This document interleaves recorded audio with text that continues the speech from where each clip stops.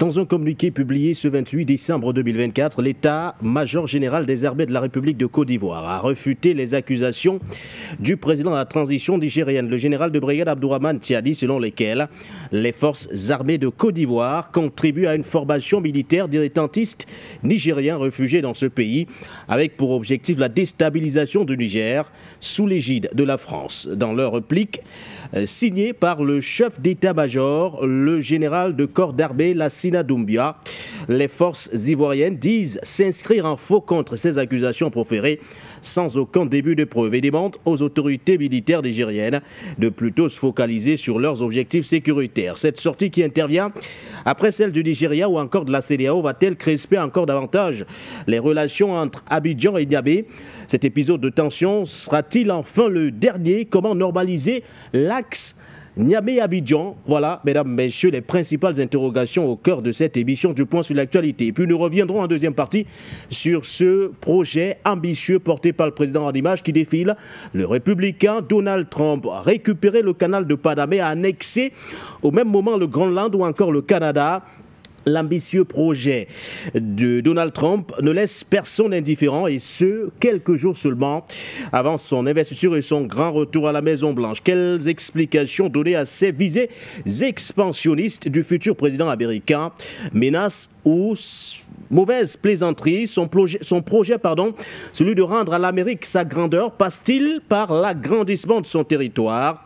Ou tout simplement, quelle est la portée géopolitique, stratégique ou encore géostratégique de ces trois cas emblématiques, Canada, Groenland ou encore Canal de Panama? Bonsoir à vous et bienvenue.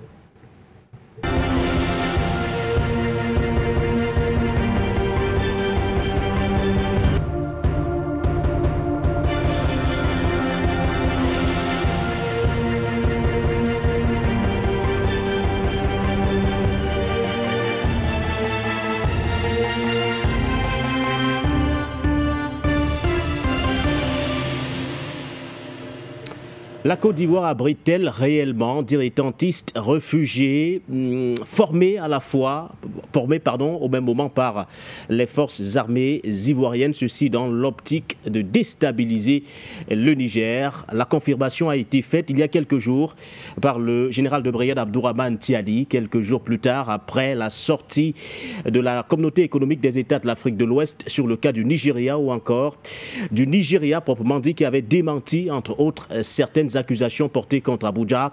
C'était donc au tour de la Côte d'Ivoire par un communiqué rendu public par l'état-major général des armées. Abidjan refute et rejette catégoriquement toutes ces accusations et appelle plutôt les autorités nigériennes à se concentrer sur leurs propres défis sécuritaires. Quelle crédibilité donner à cette réplique ivoirienne? Nous tenterons bien sûr de cerner le contour de ce qui est décrit précisément dans ce communiqué que j'aurai l'occasion de lire dans un court instant aux côtés de nos invités. Alors, à distance, nous retrouvons M. Sylvain Debogou. Merci à vous, M. Debogou. Je rappelle que vous êtes à Londres. Vous êtes un habitué de ces émissions du Point sur l'actualité. Bonsoir à vous, Sylvain. Bonsoir Baudelaire, bonsoir à mes copanélistes, bonsoir à toute l'Afrique et merci pour l'invitation. Merci à vous, Sylvain Debogou. Nous serons rejoints dans un court instant par Patient Parfendor, mais bien avant son arrivée, nous sommes déjà sur le plateau avec l'honorable Youn Citroën. Je rappelle que vous êtes député jeune de la 7e législature, Vouri Est, conseiller municipal jeune également de l'arrondissement de Douala 3e. Vous êtes également enseignant de lettres ibériques. Merci à vous. Bonsoir et bienvenue sur le plateau de For You Media Africa. C'est un plaisir. Merci. Bonsoir aux milliards de télé, auditeurs, téléspectateurs de For You Media. Bonne année par anticipation. Je pense que l'émission sera instructive. Voilà, une émission instructive, une émission surtout interactive, car tout au long de cette émission, les téléspectateurs pourront également se prononcer sur les différentes thématiques, nous donner également leur point de vue. Je rappelle que vous nous suivez également en relais sur nos différentes plateformes numériques, Facebook, YouTube, Instagram, Telegram ou encore X. Vous êtes également en relais via la 96.3 FM For You Radio. Alors, prenons à l'instant le communiqué rendu public par l'état-major général des armées de Côte d'Ivoire. Ce communiqué communiqué d'ailleurs qui refute toutes les accusations portées jusqu'ici par le général de brigade Abdourahmane Tiani, président de la transition, par ailleurs chef de l'État du Niger. Dans une vidéo diffusée par la télévision d'État nigérienne et en circulation sur Internet, le général Abdourahmane Tiani, chef, je vais exactement employer les termes qui sont utilisés dans le communiqué. Donc je vais reprendre le communiqué de façon générale pour qu'il n'y ait pas d'imbroglio. C'est bien sûr ce qui est mentionné. Dans une vidéo diffusée par la télévision d'État nigérienne et en circulation sur Internet, le général Abdourahmane Tiani, chef de la junte au pouvoir au Niger, a cru devoir, dans une interview, se rependre en une série de récriminations contre notamment les forces armées de Côte d'Ivoire qu'il accuse ouvertement de contribuer à une formation militaire de prétendus irrédentistes nigériens réfugiés en Côte d'Ivoire. L'objectif de cette formation, selon le général Abdourahmane Tiani, serait de déstabiliser le pouvoir issu du putsch du 26 juillet 2023. La gravité des accusations portées, le média choisi et la personnalité de l'orateur commandent une mise au point afin de dissiper les doutes que pourrait susciter cette succession de contre-vérités. Les forces armées de Côte d'Ivoire, qui demeurent concentrées sur la défense et la sécurité de la Côte d'Ivoire, s'inscrivent en faux contre ces graves accusations proférées sans aucun début de preuve par le chef de la junte au Niger. Les forces armées de Côte d'Ivoire, fidèles à leur longue tradition de coopération avec les pays de la sous-région, demeurent engagés à continuer à apporter leur contribution à la paix et à la stabilité régionale. Elles demandent en conséquence que les autorités militaires nigériennes se focalisent sur leurs objectifs sécuritaires qui, malheureusement, sont pour l'heure loin d'être atteints. Fait à Abidjan, le samedi 28 décembre 2024, le général de corps d'armée Lassina Doumbia, chef d'état-major général des armées. Alors, Sylvain de Bogou, premier commentaire sur ce démenti apporté donc par la partie ivoirienne, jusqu'ici accusée par Niamey d'abriter d'irrédentistes réfugiés formés par l'armée ivoirienne, et ce dans l'optique de déstabiliser Niamey. Quelle crédibilité donner à cette communication de la partie ivoirienne? D'abord, il faut dire que dans cette sortie, dans cette réponse donnée par le général ivoirien, nous dénonçons, en tout cas avec toutes nos forces, l'utilisation même du mot junte. Nous dénonçons cela parce que les Nigériens ont pris, en tout cas, le pouvoir, il faut les respecter. Pour une nation qui veut vraiment instaurer la paix entre elle et ses voisins, il y a des termes qu'on n'emploie pas, c'est-à-dire on ne fait pas le relais de la France et de ses amis qui appellent depuis que ces militants ont pris le pouvoir, qui les traitent de junte. Donc pour moi, c'est déjà une faute très grave en matière de diplomatie, en matière de cohabitation. Lorsqu'on va un peu plus loin, ce général ivoirien parle des objectifs des Nigériens qui ne seraient pas, qui sont loin d'être atteints. Oui. Alors, cela encore, c'est une attaque pour nous autres. Nous disons que si le général ivoirien ou bien la nation ivoirienne voulait réellement la paix entre les deux pays, entre les deux nations, on aurait même délégué déjà pour une rencontre, convoqué une rencontre s'il le faut, sur un terrain neutre pour se rencontrer et parler ouvertement et déposer, en tout cas demander à l'autorité ivoirienne de déposer, je dirais nigérienne, d'apporter les preuves de ces accusations, parce que nous avons eu l'occasion d'écouter aussi la sortie du général Tiani. Et donc, on demande au général Tiani et on apporte également le contrepoids de ce que le général Tiani aurait apporté ce jour-là. Mais on ne se met pas dans un bureau pour prendre une telle sortie, parce que le problème de la sécurité dans la sous-région, le problème de la cohabitation sont des éléments très, très, très essentiels pour que l'Afrique, pour laquelle tout le monde se bat, retrouve réellement son indépendance. Alors, l'efficacité ou bien le sérieux de cette lettre, nous disons qu'il n'y a pas de sérieux, c'est simplement une suite en avant, parce que le général Tiani a mentionné beaucoup de faits dans son interview. Il a mentionné beaucoup de faits et il est prêt à apporter les preuves. Et c'est sur cette base-là aujourd'hui que le général ivoirien devait vraiment intervenir pour convaincre l'opinion nationale et l'opinion internationale.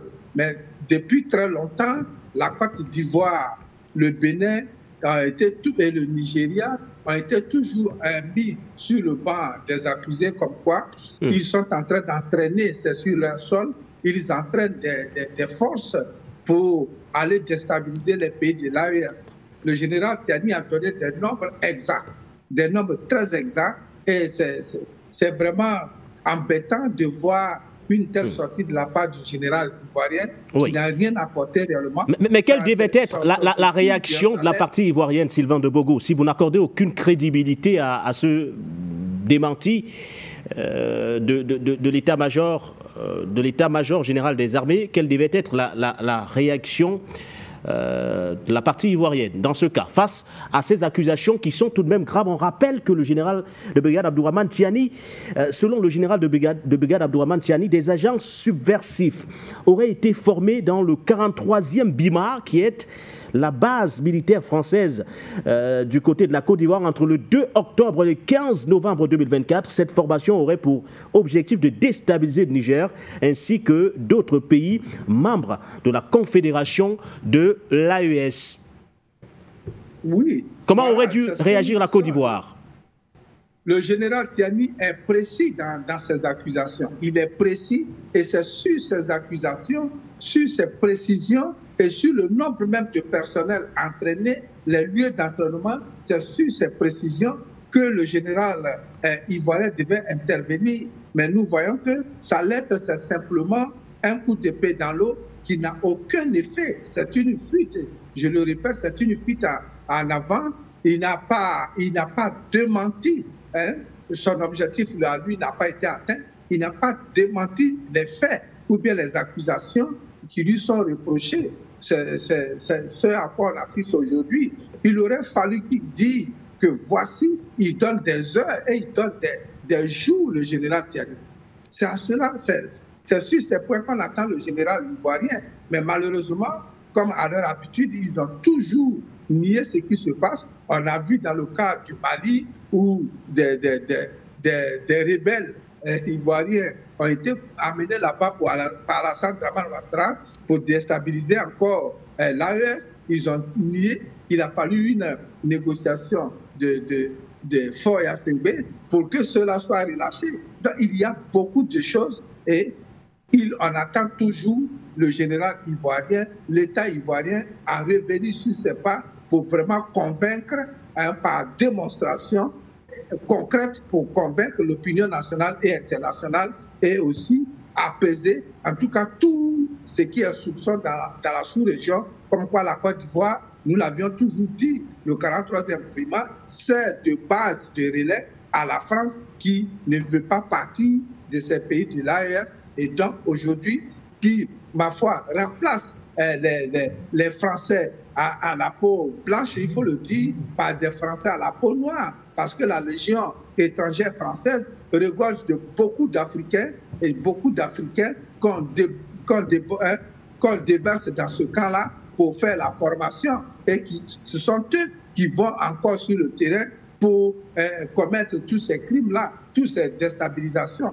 Donc il faut que l'état-major ivoirien vienne sur la table avec des preuves ou bien des contre-preuves par rapport à ce que le général Tiani du Niger a dit. Mais est-ce que les responsabilités ne sont tout de même pas partagées, Sylvain de Bogo? Vous appelez la partie ivoirienne à venir sur la table avec des preuves concrètes, des preuves probantes qui vont corroborer sa posture de pays de paix, qui ne cherche pas à déstabiliser les pays voisins. Mais de l'autre côté, dans le même communiqué, vous avez les forces armées ivoiriennes qui invitent, elles, la partie nigérienne à soumettre ces preuves également. C'est vrai que quand on revient dans le discours du général Abdourahmane Tiani, il n'y a pas trop de détails qu'il a laissé traîner le chef, le président de la transition du Niger.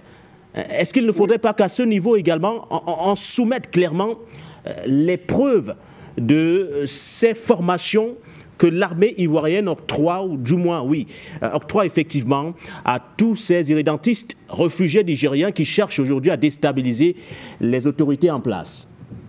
Oui, c'est un premier pas. On ne donne pas tout à la fois. C'est lui qui a accusé, mais il a donné quand même des chiffres et des lieux d'entraînement. Il a parlé du personnel qui a participé à cet entraînement des déstabilisateurs, ou que moi j'appelle des terroristes qui sont habillés en treillis. Et donc c'est d'abord à l'autre partie, c'est-à-dire la partie ivoirienne, de vraiment battre en brèche ce qui a été avancé au premier abord, mais rien de cela n'a été fait.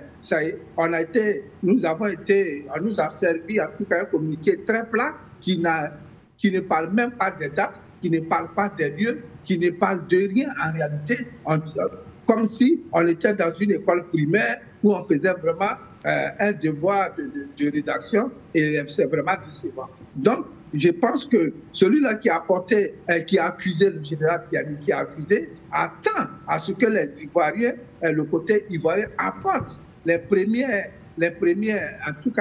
rejets de ces accusations, et il va continuer. C'est cela. On a assisté, par exemple, dans le cas du Mali, quand le Mali a accusé, par exemple, la France. Les autorités maliennes ne sont pas allées sur le terrain pour tout étaler. Ils ont avancé des choses, ils ont fait des dossiers qu'ils ont envoyés au Conseil de sécurité de l'ONU. Et c'est ça la même procédure. Mais ici, je pense qu'avec ce que nous voyons les deux sorties lorsqu'on les regarde, le général Tiani est allé encore plus loin par rapport au général ivoirien dont le pays a été accusé de déstabiliser, en tout cas, les pays de l'AES et principalement le Niger. Merci à vous, M. Debogou. Alors, honorable Youth Citroën, parleriez-vous aussi d'une sortie plate, d'un communiqué vide de sens, avec une absence totale de contenu? Ou alors êtes-vous de ceux qui estiment qu'aujourd'hui, les deux parties devraient clairement exposer aux yeux de tout le monde les preuves, à la fois la partie ivoirienne, qui dit n'être impliquée ni de près ni de loin dans ce funeste projet de déstabilisation, que la partie nigérienne qui, elle, soutient mordicus que tous les irrédentistes réfugiés nigériens se trouvant en Côte d'Ivoire sont formés dans la base militaire française de 43e Bimar. Une fois de plus, merci de la parole donnée. Comme le disait le co-panéliste tout à l'heure, quand on lit ce communiqué, il y a un manque de pertinence à l'intérieur. Parce qu'ici, il y a deux antagonismes qui se positionnent. Le général Abdourahmane Tiani et le général Lassina Doumbouya. On dit que parfois, même dans les écrits, quel que soit où nous sommes, la parole a plus de force probante que les écrits. Comme le disait tout à l'heure Sylvain Debogou, le mot junte que le chef d'état-major de l'armée ivoirienne utilise ici est très dangereux. Et la question que je pose, c'est aujourd'hui que l'armée ivoirienne parle de stabilité dans la sous-région de l'Afrique de l'Ouest? Mais non. Quand on se réfère à la sortie de la vidéo du général Abdourahmane Tiani, ce n'est pas un homme de la rue, c'est une personne réfléchie. Abdourahmane Tiani a déchiffré, il a dit qu'il y a des forces armées françaises. Et quand on parle de la France, ce n'est pas à rappeler. Tout un chacun connaît qu'il y a une force française qui réside, qui est logée en Côte d'Ivoire. Du 12 au 15, la date dont vous avez donné référence tout à l'heure, il y a eu une formation spéciale. Et connaissant aujourd'hui... du 2 octobre au 15 novembre 2024. Voilà les détails précis soulignés par le général Abdourahmane Tiani. Pour revenir, ce communiqué est purement vide de sens. Vide de sens. Il est rappelé ici que le général Doumbouya apporte des éléments de conviction. Le général Abdourahmane Tiani. Non, pas Tiani. Abdourahmane Tiani a parlé. C'était sur Mondio Vision. Mais ici, la partie adverse... le chef d'état-major de l'armée, Lassina Doumbouya, doit nous apporter à Mondio Vision, peut-être organiser une conférence de presse pour démentir cela avec les éléments de conviction. Mais nous pondre un communiqué, tout un chacun peut rester dans sa chambre et pondre un communiqué pour essayer de faire... de contredire ce que l'adversité dit. Non. Mais connaissant aujourd'hui la cohabitation, comme le disait Kopanis tout à l'heure, nous sommes en matière diplomatique. Et réellement, s'il parle de la stabilité et de paix en disant aux autorités, à l'armée nigériane, de sauvegarder plutôt sa sécurité interne, ce n'est pas de rappeler cela aux Nigériens. Les Nigériens le savent. Donc le général Lassima Doumbouya organise une conférence de presse. On connaît aujourd'hui que l'armée ivoirienne n'a pas de main libre. Il y a la France derrière, quand on parle d'Alassane Dramane Ouattara, qui est le président de la Côte d'Ivoire. On connaît sa nationalité, on connaît les affinités. Donc le général de corps d'armée de Côte d'Ivoire nous donne, on ne veut pas de communiquer, une conférence de presse qui nous demande, ou bien qui va à l'encontre des propos du général Doumbouya. Venir ici nous montrer des belles... Mais là, il est clair qu'au regard de ces communications, là-bas, nous avons la sortie officielle d'un chef d'État en direct et en exclusivité dans une chaîne de télévision nationale. De l'autre, nous avons un simple communiqué. Raison pour laquelle ici, on parle d'éléments de conviction. Ce qui a une force probante ici, c'est la sortie du général Abdourahmane Tiani. Parce que là, il a démontré, et il n'a pas dit cela au hasard, il a les éléments de conviction, il a les sources. Peut-être le général Lassima Doumbouya, c'est même une lâcheté de sa part. C'est une lâcheté de sa part. Parce que s'il essaie de titiller un peu le général Abdourahmane Tiani, il devait éclater. Parler de la jeune, c'est très dangereux, monsieur Nguéné Baudelaire. Parler de jeunes, ça veut dire que peut-être l'armée ivoirienne se reproche de quelque chose, mais veut infliger ici indirectement la communauté nigérienne. Même si on connaît les positions des autorités ivoiriennes depuis la révolution du côté du Niger, c'est-à-dire depuis le 26 juillet 2023, les autorités des deux pays ont toujours eu à se regarder en chaîne faïence. Donc on n'est pas trop surpris de voir le mot junte apparaître dans ce communiqué. Vous avez vu ce qui s'est passé avec quand les militaires ont commencé à prendre le pouvoir dans le Sahel? Vous avez vu la position du président de la Côte d'Ivoire, Alassane Dramane Ouattara, qui a condamné certains États dans la sous-région de l'Afrique de l'Ouest. Donc aujourd'hui, ces deux positions-là ne nous étonnent pas. Mais que la Côte d'Ivoire parle de crédibilité de son armée ici, c'est très dangereux. Je pense que cette crédibilité est en minuscule et non en majuscule. Parce qu'ici, nous rappelons et nous suggérons au général Lassima Doumbouya de nous apporter les éléments de conviction. Voilà. Merci à vous, honorable Citroën Youth. Alors, Sylvain Bogou, remettez-vous également en cause la sincérité de la position des forces armées de Côte d'Ivoire qui disent rester fidèles à leur longue tradition de coopération avec les pays de la sous-région, demeurant engagés à contribuer à apporter leur contribution à la paix et à la stabilité de façon générale. Oui, c'est quand même... se moquer de l'opinion internationale africaine, j'allais dire. On sait depuis que ces trois pays ont décidé de se libérer du chouk français, on sait les manœuvres de la Côte d'Ivoire, on sait, comme nous l'avons dénoncé à plusieurs fois, combien de fois les armes atterrissaient sur le territoire ivoirien depuis le port de San Pedro, depuis le port d'Abidjan, pour remonter carrément au nord de la Côte d'Ivoire vers les frontières de ces pays de l'AES. Et donc, ce n'est pas aux Africains qui sont aujourd'hui avertis grâce aux télévisions panafricaines, par exemple For You Media et autres, qui sont vraiment informés. Ce n'est pas à ces Africains qu'ils vont venir mentir quand même. Et un point que je voulais souligner ici, lorsque un général de division même vient s'adresser au général Tiani, je pense que c'est encore un manque de respect. Le général Tiani, il est chef d'État du Niger. Donc, le minimum que nous voudrions voir ici, c'est le ministre même de la Défense de Côte d'Ivoire qui devait s'adresser au général, au président Tiani, si Alassane Dramane Ouattara n'a pas le temps. Donc, pour nous, nous disons que rien de sincère ne coule dans les veines du général de division ivoirien et de son patronat et de tous ceux qui le suivent. Nous disons que c'est encore une moquerie et la Côte d'Ivoire doit arrêter réellement de pratiquer ce genre d'opération ou bien organiser ce genre d'opération où elle sera toujours accusée. Pourquoi le Niger n'accuse pas le Ghana et d'autres pays, et toujours c'est la Côte d'Ivoire et par exemple le Bénin qui sont toujours accusés? Pourquoi? Et avec des précisions. C'est cela la réalité, c'est cela qui est gênant, et les Ivoiriens devaient avoir le courage de renoncer à leurs pratiques vraiment qui n'arrangent pas toute l'Afrique. Mais vers quoi on se dirige, Sylvain de Bogo?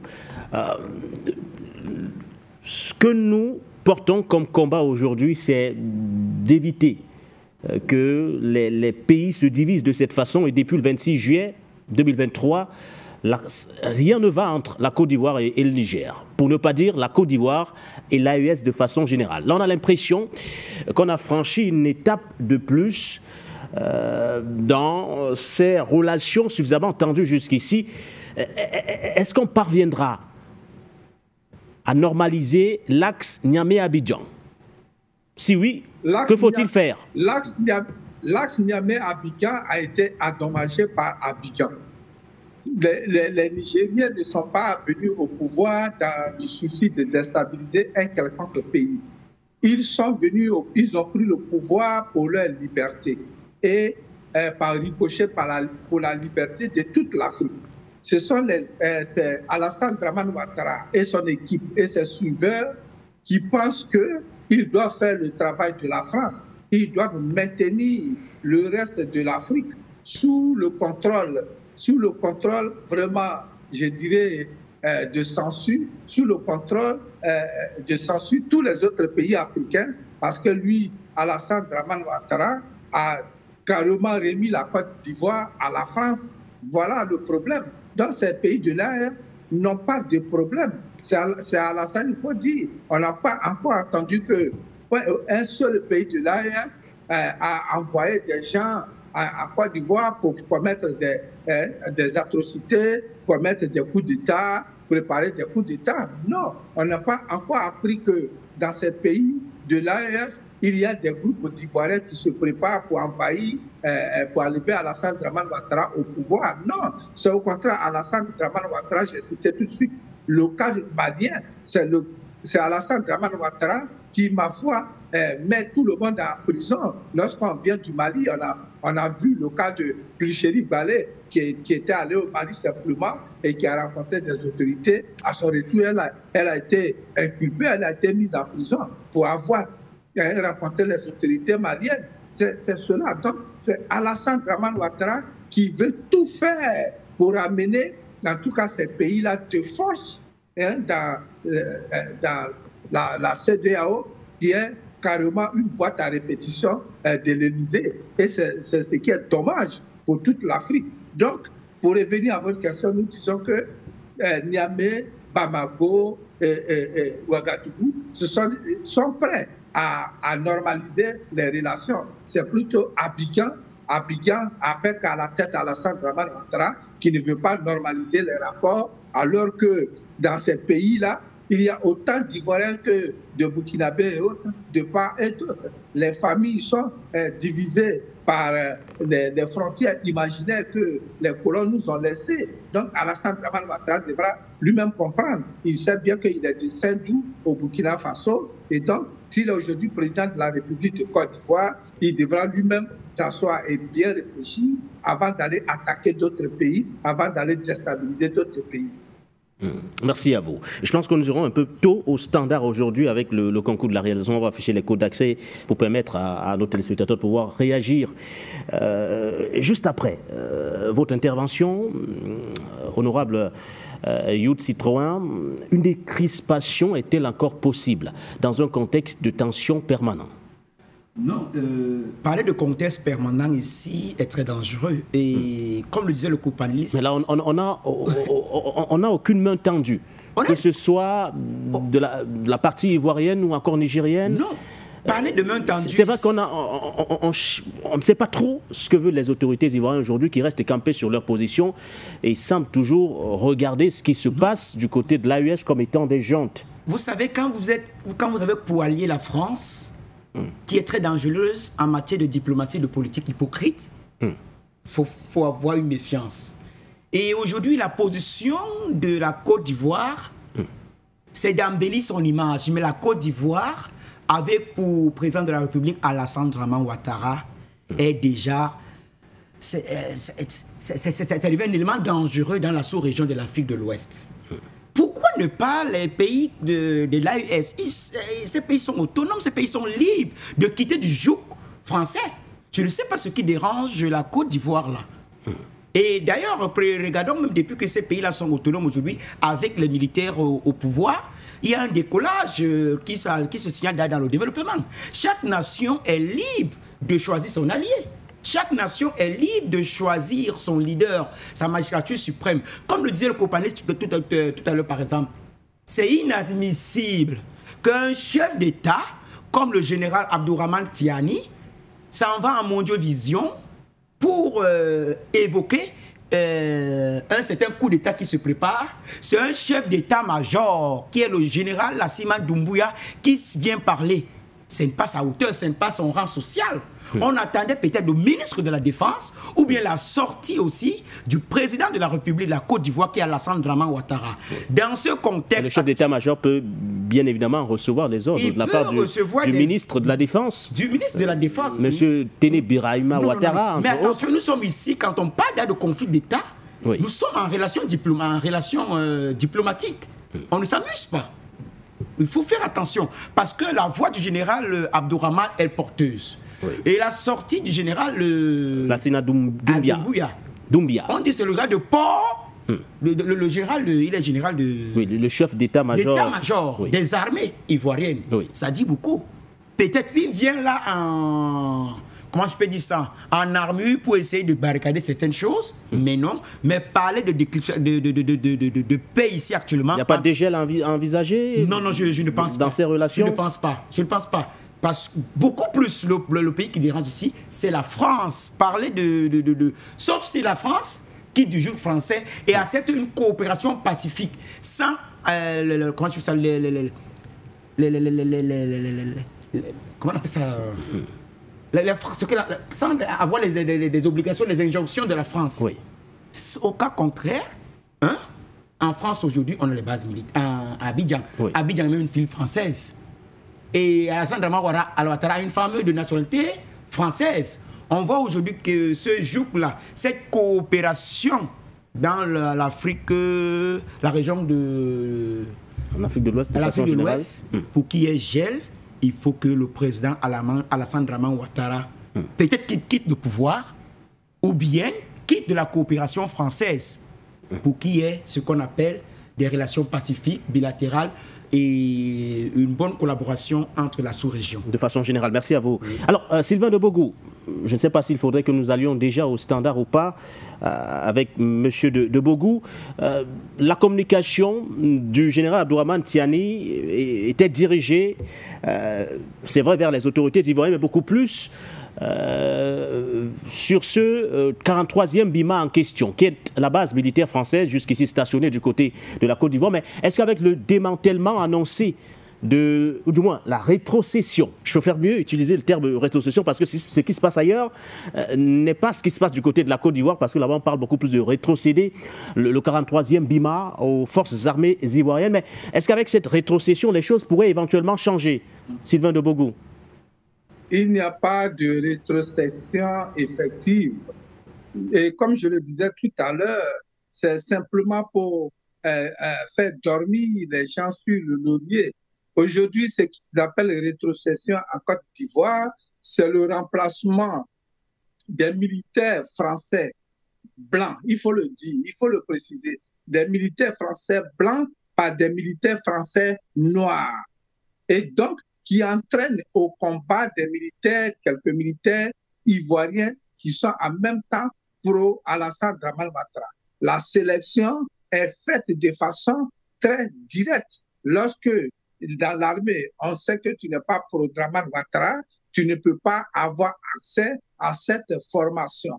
Et vous avez vu tout récemment le président de l'Assemblée nationale de Côte d'Ivoire qui est allé rendre hommage, dialoguer dans la douane ivoirienne avec la communauté musulmane de la douane ivoirienne. C'est-à-dire, on fait déjà des catégorisations dans la défense ivoirienne. Et c'est ce qui se passe aujourd'hui au 43e PIMA. Donc, ce sont des militaires français de la Légion étrangère. Et vous savez que la Légion étrangère, la majorité des militaires qui sont là-dedans jouent au nom de la France comme leur père et leur mère. Ce sont des gens qui sont formés dans les écoles françaises.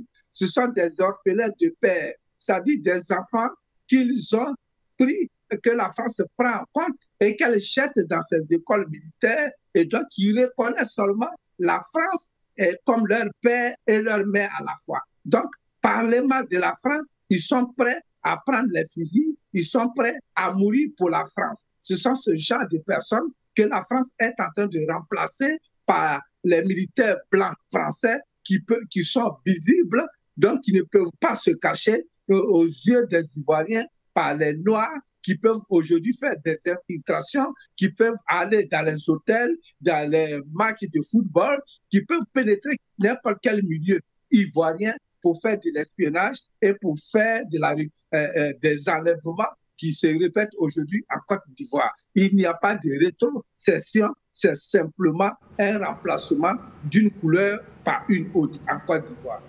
Voilà. Merci à vous, Sylvain de Bogou. Je pense qu'on va faire un premier tour au standard avec les réactions, cette fois, de nos téléspectateurs qui souhaitent également réagir. C'est bien assez inhabituel, mais on a tenu justement à le faire. Prenez cela comme étant un cadeau de ces fêtes de fin d'année. Alors, Monsieur Issoufou, vous êtes avec nous. Le premier à réagir au standard, vous réagissez depuis le Niger. Bonsoir et bienvenue. Bonsoir, For You TV. Nous sommes contents d'avoir vraiment les chaînes comme You pour pouvoir éclairer le peuple de ce qui se passe, le peuple africain. D'ailleurs, nous allons observer et nous avons vu des déclarations du monsieur là, du général Lassana. Ce qu'il a dit, c'est ce qu'il a fait, ce qu'il a poussé à faire. Déjà, nous, c'est l'histoire.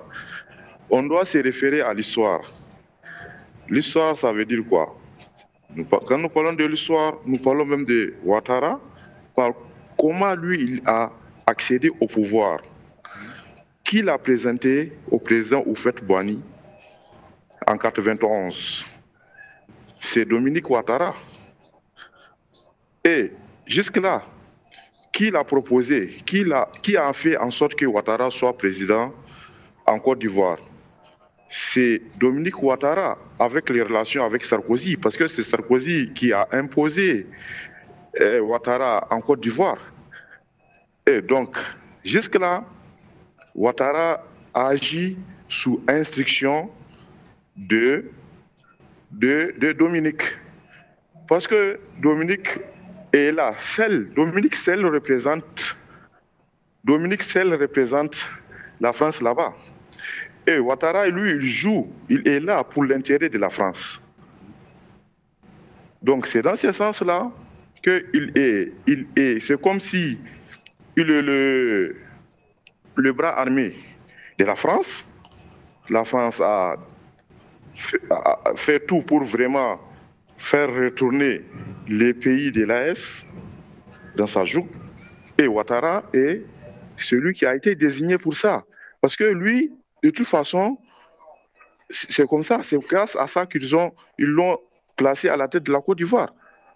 Donc les déclarations scandaleuses du général Lassana, nous, on voit ça et on sait que ça va venir comme ça.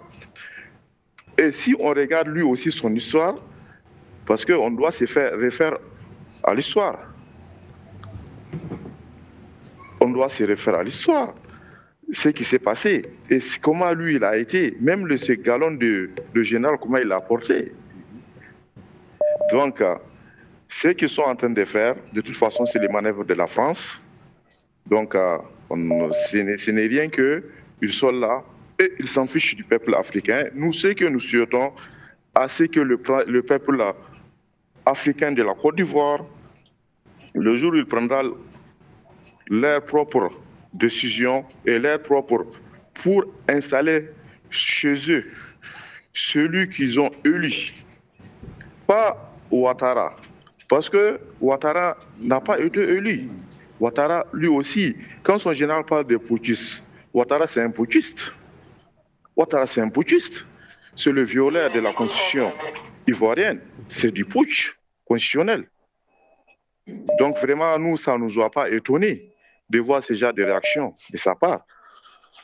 Donc c'est juste pour cette petite intervention que nous avons apporté notre coup de main. Donc merci beaucoup. Merci beaucoup. C'est nous que vous disons merci. Elle est loin d'être modeste, votre intervention, M. Issoufou, depuis le Niger. Zerfel, vous réagissez depuis l'Allemagne. Bonsoir à vous et bienvenue, Zerfel. Ok, bonsoir, Nkene, bonsoir, mon frère Sylvain. Et je salue tous mes frères qui sont à la partie technique pour You. Et moi, je vais lancer un appel à tous les 3 présidents de AES. Je vous envoie cet appel parce que les télévisions qui sont là aujourd'hui, ils défendent tous ces présidents. Vous devez appeler ces fondateurs de cette télévision-là pour que vous ayez un entretien avec ces fondateurs-là. Parce que ce sont des gens qui font aujourd'hui du bon travail. C'est pourquoi aujourd'hui on est respecté dans ce monde-là. Sinon, on empruntait les micros de ces Occidentaux qui nous donnaient des miettes qu'on ne pouvait même pas s'exprimer. C'est à cause de cette télévision-là aujourd'hui, vous conservez votre pouvoir. Si c'est des médias seulement nationaux, ça ne va pas aller loin. Parce que ces médias, ce qu'ils envoient, c'est-à-dire que les rayons qu'ils envoient, ça va des milliers de kilomètres. C'est-à-dire que ça prend tout le monde entier.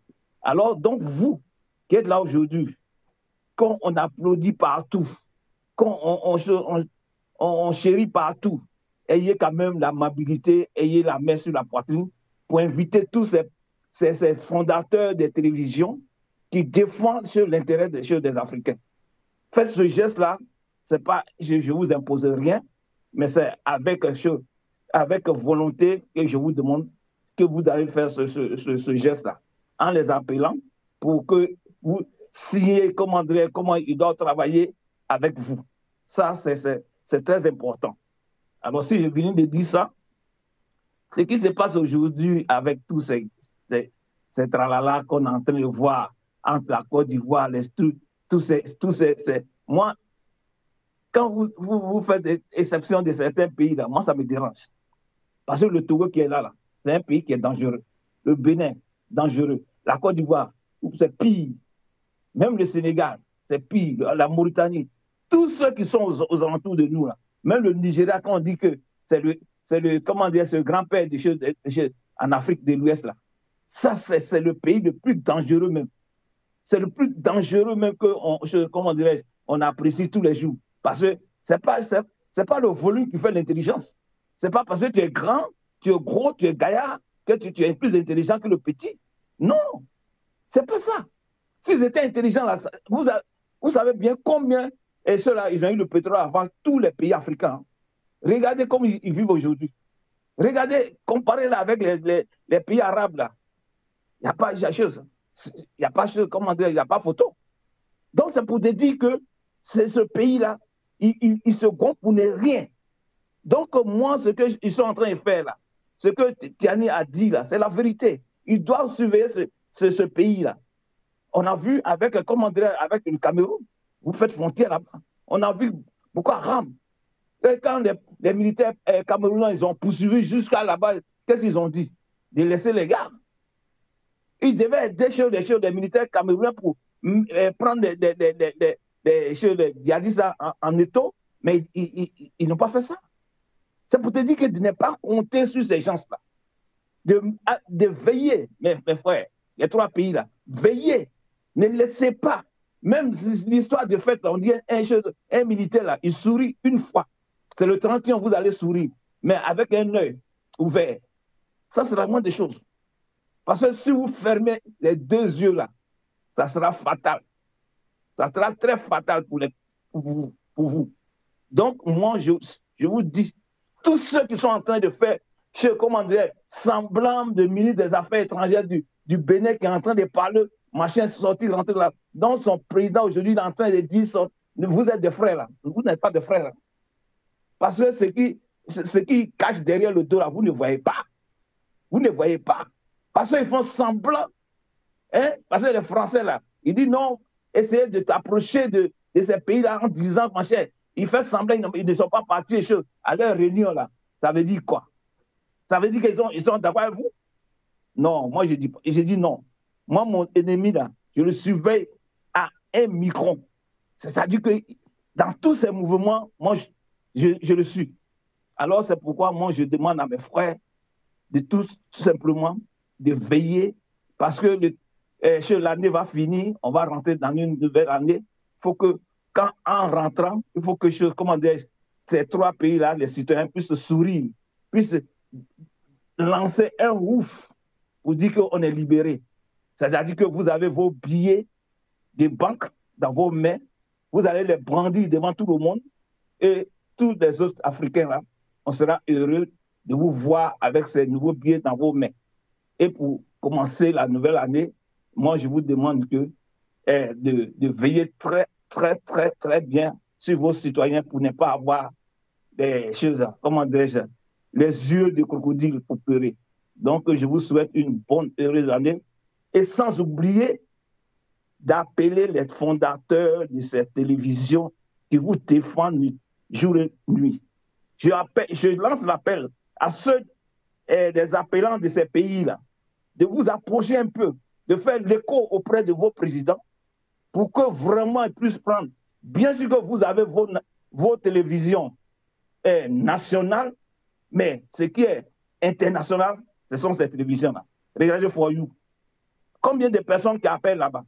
Des milliers dans tous les pays africains, dans tout le monde entier, ils appellent pour donner quelque chose, pour défendre vos intérêts, pour défendre les intérêts des Africains. Donc, ne croisez pas les bras pour dire que non, on a nos télévisions. Oui, vous avez vos télévisions, mais ce qui est là, elle est plus importante que vos télévisions nationales. Donc, je vous demande de grâce de mettre la main un peu sur la poitrine en regardant aussi ceux qui font le travail. Merci. Merci pour votre contribution. Général Sarponou, vous êtes avec nous. Je pense qu'on va également prendre votre réaction. Vous écoutez.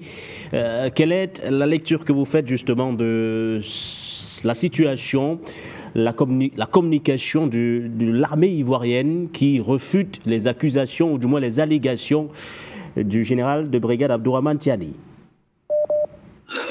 Bonjour, M. Nguéné.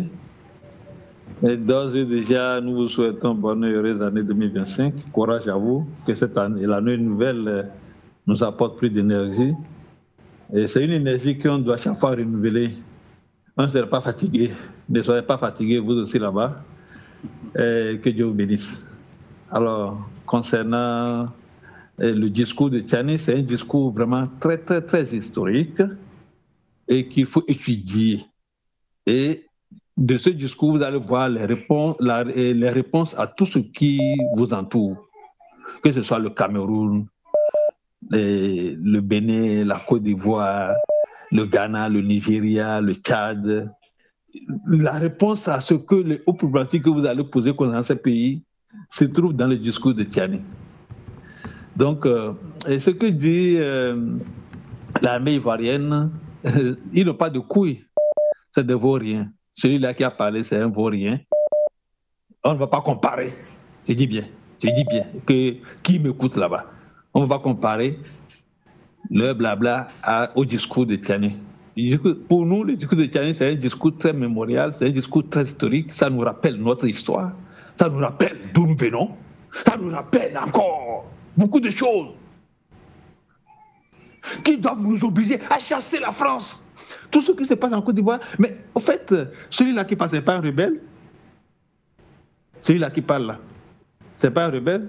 C'est un vaurien qu'on a choisi pour se moquer, pour minimiser ce que Tiani a dit.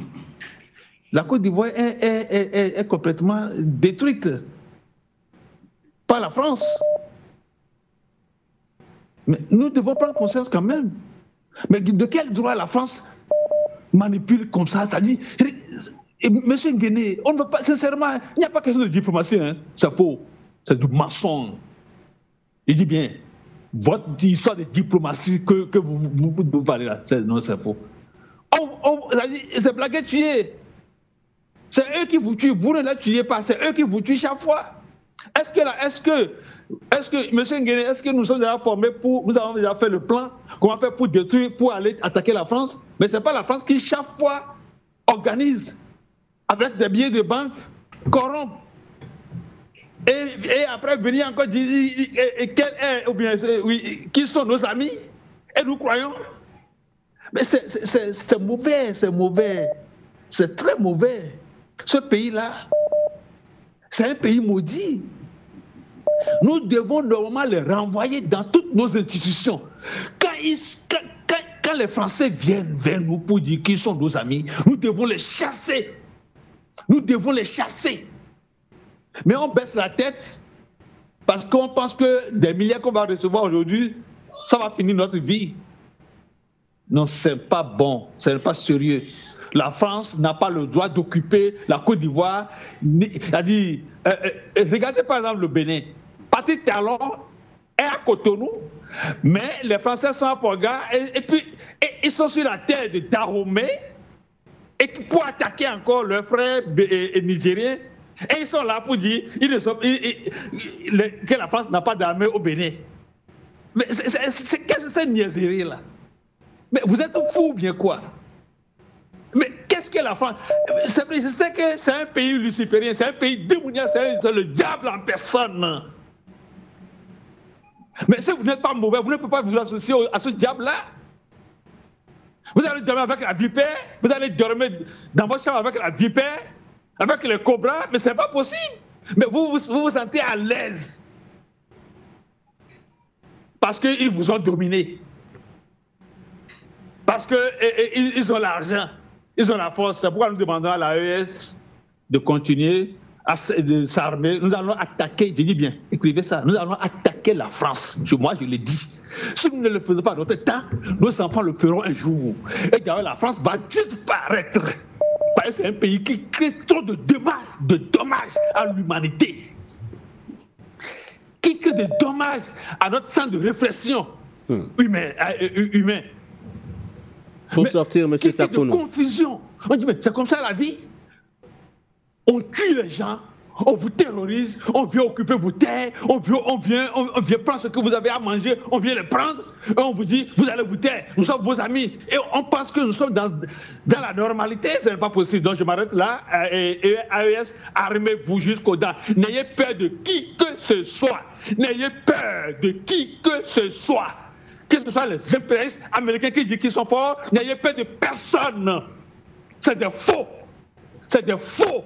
C'est dans l'enceinte de l'ambassade du Togo, l'enceinte de l'ambassade des États-Unis au Togo, le 13 janvier 1963, qu'on a tué le premier président Sylvestre Olympio, ce vaillant fils togolais qu'on a tué. On lui a interdit d'être enterré au Togo. Il est enterré au Bénin. Et vous allez dire que c'est des gens sérieux? Il faut les chasser. Ouvrez les yeux. Et ils vont répondre, ils vont vous écouter. Si vous les chassez, ils vont vous écouter parce qu'ils aiment les gens qui, par la force... Merci. Hein? Merci. Les font face. Voilà. Soyez forts. Jean Sarkozy, depuis les États-Unis. Merci à vous. Merci pour votre contribution. Alors, on rappelle que dans un communiqué publié ce 28 décembre 2024, l'état-major général des armées de la République de Côte d'Ivoire a donc refuté les accusations du président de la transition, chef de l'État du Niger, le général de brigade Abdourahmane Tiani, selon lesquelles les forces armées de Côte d'Ivoire contribueraient à la formation militaire d'irrédentistes nigériens réfugiés dans ce pays, avec pour objectif de déstabiliser Niamey, ceci sous l'égide de Paris. Une réplique qui intervient après celle de la CEDEAO, mais également celle du Nigeria. Vous avez la parole ce soir. On questionne la pertinence d'ailleurs de ce communiqué, son contenu au regard des accusations portées par le général de brigade Abdourahmane Tiani. Je pense que nous allons rester au standard avec un autre appelant. Allô, bonsoir et bienvenue. Bonsoir, M. Nguéné, bonsoir à Sylvain, bonsoir à mon grand frère qui est au plateau. Monsieur le Prince Nguéné, Abdourahmane Tiani, il a dit la vérité. Tiani, là, il a dit Tiani, là, le Niger a le meilleur renseignement de West Africa. You know, so, ce général-là, pourquoi dire ce général-là? Avant qu'il était colonel, c'est pas lui qui a participé au coup d'État du Burkina Faso avec Gilbert Guinguéré. Le même général-là, c'est pas lui qui a participé au coup d'État pour renverser le président Michel Kafando, le coup d'État de 2015. Les téléphonies écoutées par Fatou Guinguéré avec lui dans les téléphones écoutés là, les audios là, c'était pas le même général-là. À ce moment, il était colonel. C'est pas lui qui a ordonné qu'ils ont, dans l'audio qu'il avait fait avec Fatou Guinguéré, ils ont donné comment faire pour attaquer les princes Sassezi au Burkina Faso pour pouvoir renverser le président, Michel Kafando.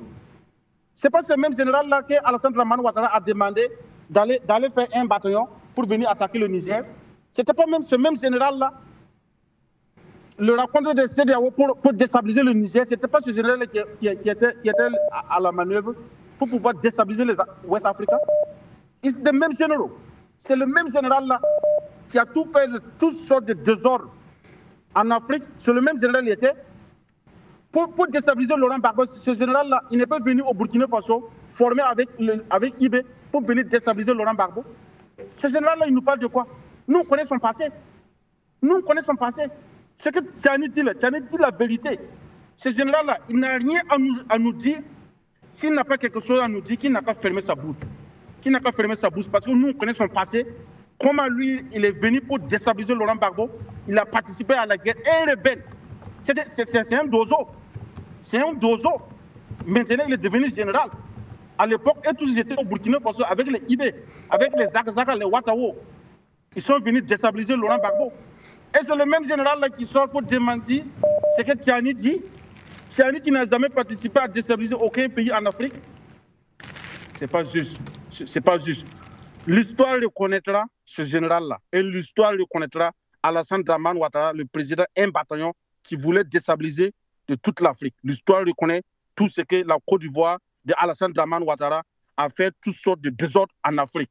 C'est au temps de Alassane Dramane Ouattara que les Ivoiriens dorment un cimetière. Ce général-là, il est où? Il va même pas ça. Vraiment, Afrique Yako, comme disent les Ivoiriens. Je vous appelle depuis Californie et bonne soirée à vous. C'est donc que vous disons merci pour votre intervention. Bonne soirée également à vous. Alors, assistons-nous à un nouvel épisode de tension, un nouvel épisode de trop entre Niamey et Abidjan. Comment normaliser cet axe? Entre autres, nous le savons depuis le 26 juillet 2023, les relations diplomatiques restent tendues entre la Côte d'Ivoire et le Niger, mais de façon générale entre la Côte d'Ivoire et l'AES. Mais comment normaliser enfin ces rapports diplomatiques? Parce que l'objectif, en gros, parce que nous sommes également un média qui prône le vivre ensemble, la paix, la sérénité entre les États africains, ça ne sert à rien de se regarder en chaîne faïence. Mais comment décrisper, entre autres, ces relations jusqu'ici tendues? Je pense que nous allons rester au standard et prendre d'autres réactions. Allô, bonsoir et bienvenue. Bonsoir, M. Nguéné. Bonsoir, For You Media. Oui, ce général ivoirien montre l'état malheureux de la France-Afrique. Parce qu'il ne va pas oublier que ça ne fait pas longtemps que Alassane Ouattara a mobilisé 1500, un bataillon d'armée pour attaquer le Niger. Que ça ne fait pas longtemps que les Français eux-mêmes ont reconnu avoir mobilisé 2000 hommes pour attaquer le Niger. Alors, s'il le dit, il est malheureux parce que un menteur, c'est quelqu'un qui se ment d'abord. Ils sont malheureux. Ouattara, c'est un putschiste. Mais l'autre venait de nous apprendre que Ouattara n'était même pas ivoirien et que Ouattara n'avait jamais gagné les élections en 2010. Alors, je crois que la France lui a dit, si tu veux encore faire les élections, il faut tuer les 3 hommes les plus aimés en Afrique. Alors, la France-Afrique, c'est un mauvais truc qui est contre nous, M. Nguéné. Vos parents vu l'histoire, les Bassa et les autres sont morts pour la libération de l'Afrique. Alors, M. Nguéné, vraiment, c'est difficile à comprendre que ces présidents lumière de l'Afrique, petite lumière de l'Afrique, tiennent bon, qu'ils ne dorment pas demain jusqu'à que personne ne dorme, qu'ils ne fassent confiance à personne, aux Marocains, aux Togolais, qu'ils ne fassent confiance à personne et qu'ils écoutent quand même votre média, les Franklin Nyamsi, les Chris Yapi. Monsieur Chris Yapi, un Ivoirien.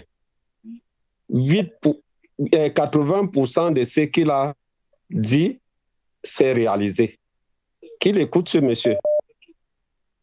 Franklin Nyamsi venait de parler de Loignon, et voilà ça. Donc, tous ces gens-là, les Tinogoud, Slipin là, tous ces gens sont les malhonnêtes qui ne croient que ces trois pays-là ne croient en personne et que tout leur peuple ne dorme pas, que les Burkinabés, que les Maliens, que les Nigériens ne dorment pas. Ils n'ont pas deux pays. Parce que, en fait, c'est que les autres ne connaissent pas, c'est qu'après avoir fait dur les Nigérians, ils vont retourner contre eux. C'est ça la France-Afrique. La France-Afrique, dès que tu finis de servir, quand ils n'auront plus envie de toi, même dans leur hôpital, tu n'iras plus. Et c'est l'état malheureux de la France-Afrique parce qu'un France-Africain sait bien que pour avoir les devises, il faut avoir sa monnaie, mais il va se lever pour dire « Ah, donnez les devises. Tu auras les devises comment si tu n'as pas ta monnaie ?» Alors l'État france-africain, c'est très malheureux pour l'homme noir. Monsieur Nguéné, pardon, faites tout pour courtoyer ces généraux et dis-leur de tenir bon, de ne faire confiance à personne. J'ai dit à personne, le Maroc qui vient là, c'est un pion. Et le Togo, c'est un pion. Celui qui parle là au Bénin, là, chez l'homme au jarret, là, c'est un pion. Qui ne fasse confiance à personne. Nous arriverons aussi au niveau où nous enverrons aussi les terroristes, mais comme ce n'est pas dans notre gène. Monsieur Nguéné, bonne émission et bonne soirée, merci. Merci à vous pour votre contribution. Nous restons au standard avant de retrouver nos invités. Monsieur de Bogo à distance et puis sur le plateau, l'honorable Citroën Youth toujours avec nous. Les réactions se multiplient donc au lendemain de cette sortie de l'armée ivoirienne qui refute les accusations de la partie nigérienne. Non, la Côte d'Ivoire n'abrite pas d'irrédentistes réfugiés nigériens ayant pour funeste projet la déstabilisation de Niamey. Au standard, nous avons un autre appelant. Allô, bonsoir et bienvenue. Ok, merci. Bonsoir Afrique, comment on appelle ça, For You Media TV. Je vous appelle depuis Niamey, Niger. Et c'est Ibrahim Salissou, membre du Front révolutionnaire pour la souveraineté de l'Afrique, FRSA. En fait, je n'ai pas voulu prendre la parole par rapport à, comment on appelle ça, à la réaction de ces faux généraux ivoiriens qui, au lieu d'apporter des preuves convaincantes pour montrer au monde entier que ce que le général avait dit, ce n'est pas vrai. Il a passé par des je ne sais pas quoi. Mais tout ce que nous allons lui dire, c'est de sortir, démentir l'intervention d'un agent français qui disait que 48 heures après des coups d'État au Niger, la France était capable de mobiliser 2000 hommes à Abidjan. Pourquoi ces mêmes voyous, délinquants, faux généraux-là n'a pas sorti pour démentir ça? Et les Ivoiriens, les soldats ivoiriens qui ont été arrêtés au niveau du Bamako quand ils étaient partis pour déstabiliser le régime du général Assimi Goïta, et ces mêmes gens-là qu'on a pris les mains dans les sacs. Mais là, il était où? Maintenant, heureusement, il y a quelque chose qui est là. Depuis la sortie du général, il n'y a aucune, comment on appelle ça, sortie de la part de l'Élysée ou bien de Quai d'Orsay. la France n'a rien dit par rapport à toutes les informations données par les généraux qui consistent à la France de vouloir déstabiliser le Niger et les autres pays de l'AES. Tous les pays cités par les généraux, ce sont des pays qui, à un moment donné, ont fait preuve de la solidarité vis-à-vis de la France dans la déstabilisation de notre pays et d'autres pays de l'AES. Mais qu'ils sachent que les Ivoiriens ne sont pas avec lui, que ce vieux, la Ouattara, là, qui est en train de finir dans la poubelle de l'histoire, il va finir mal. Et lui, et cette racaille-là qui l'accompagne dans la destruction de la Côte d'Ivoire et de la c'est une honte, Alassane Ouattara. Quelqu'un qui a honte même de reconnaître son origine, de reconnaître qu'il est, burkinabé. Et c'est lui qui est en train de ramener l'Afrique à la colonisation. C'est une honte. Les Ivoiriens doivent sortir partout où ils sont, de chasser ces voyous-là. Et nous, là où on est prêts. Désormais, comme les preuves sont là, la France s'attaque à nous, on va s'attaquer aux intérêts de la France partout où ça se trouve. Partout où ça se trouve, et nous demandons à tous les panafricanistes de s'attaquer aux intérêts de la France partout où ça se trouve. Quand la France utilise ces balais locaux, les talons, les Tinubu, les Ouattara, qui sont en train de finir dans la poubelle de l'histoire, qui sont en train de faire honte à l'histoire de l'humanité africaine, qui sont en train de vendre leur âme au diable, comme on appelle ça Macron, c'est une honte, c'est une honte, c'est une honte.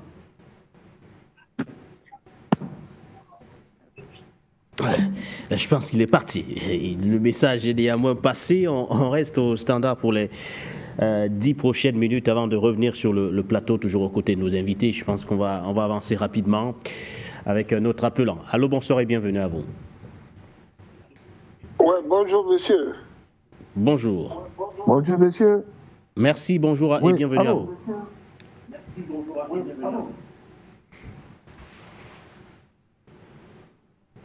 Allez-y, nous vous écoutons. Bonsoir et bienvenue sur les antennes de For You Media Africa.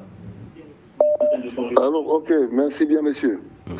Alors, vous savez ce qui se passe en Afrique, comme on le dit toujours, c'est les Africains. C'est les Africains. Mais bon, je pense que le moment viendra où les jeunes, les enfants que nous avons mis au monde ne pourront pas accepter cela.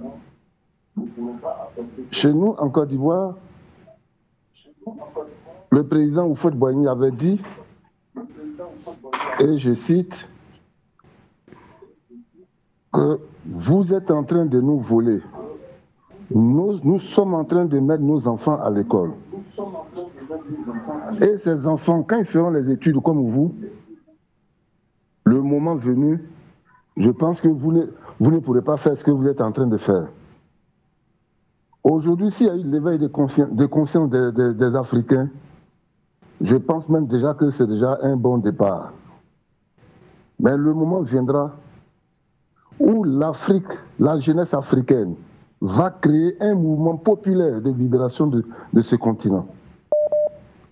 Une fois qu'un État africain est attaqué, ça doit être l'affaire de toute la jeunesse africaine. Parce que si on veut faire cas par cas, pays par pays, nous ne parviendrons jamais. Donc, moi, je pense que les 3 pays qui font la fierté de notre continent, avec leurs dirigeants, pour le moment, ils ont le soutien de tous les peuples d'Afrique. Et je pense que le moment viendra où notre rêve va se réaliser. Je vous remercie. Merci à vous, merci pour votre contribution. Sur les antennes de For You Media Africa, nous restons au standard aux côtés de nos téléspectateurs, téléauditeurs ou encore auditeurs, ceux qui nous prennent en relais via la 96.3 FM, For You Radio. Allô, bonsoir et bienvenue.